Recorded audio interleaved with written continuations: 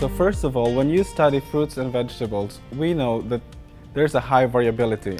It means like there's difference in genetics, planting condition. For example, this farmer planted this in Spain while the other one planted it in Germany. Of course, those, even if they're the same strawberries or cucumber, they have huge variance because of those different conditions, and most of all because of post-harvest handling.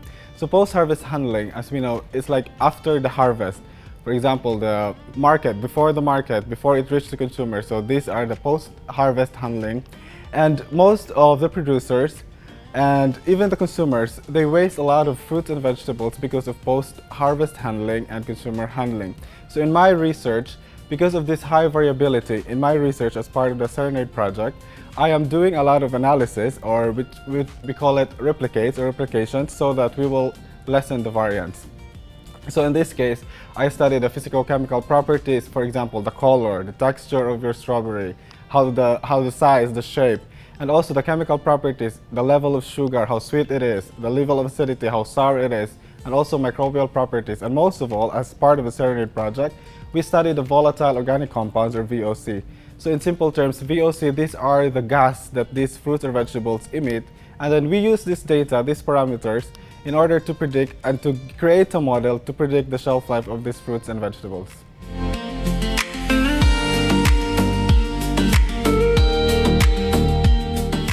These VOCs, the main VOCs that I use as a biomarker in order to know when the fruit or vegetable will spoil is hexanal.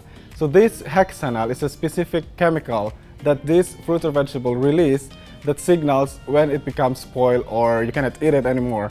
So which means this hexanal will increase through time. For example, you store your strawberry or your cucumber, your tomato in the fridge from day 1 to 3rd day to 4th day to 5th day until it's spoiled. This hexanal, this specific chemical called hexanal, will increase through time, which makes it a good indicator or a biomarker for the spoilage prediction.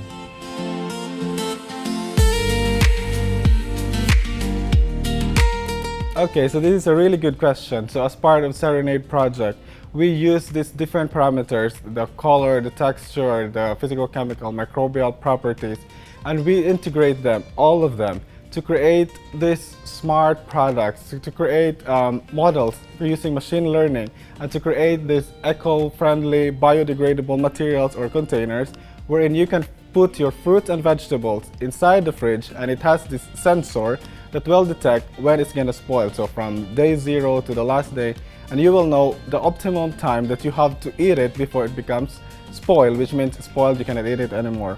So with the Serenade project, all of us, we are trying to develop, we're doing our best to develop this sensor, this packaging container, these biodegradable containers, in order to provide consumers and to help reduce food waste.